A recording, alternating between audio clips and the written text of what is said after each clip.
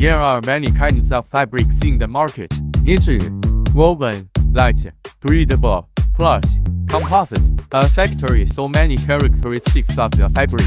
To beyond the automation of laying fabric how to do, then you should take a good look at this video. According to this situation to recommend, you do Lotus C205 this equipment.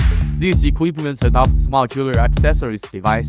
According to the characteristics of different fabrics slightly, the dispatch device will be able to solve the fabric spreading problems, such as knitted fabric pre-sonista, state of the cloth, woven fabric and rolled fabric. Then turn off the power of the equipment bucket. The bucket fittings put flat.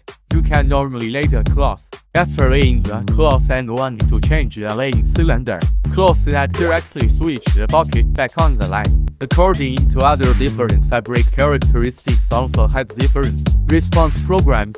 Plastic film, raincoat.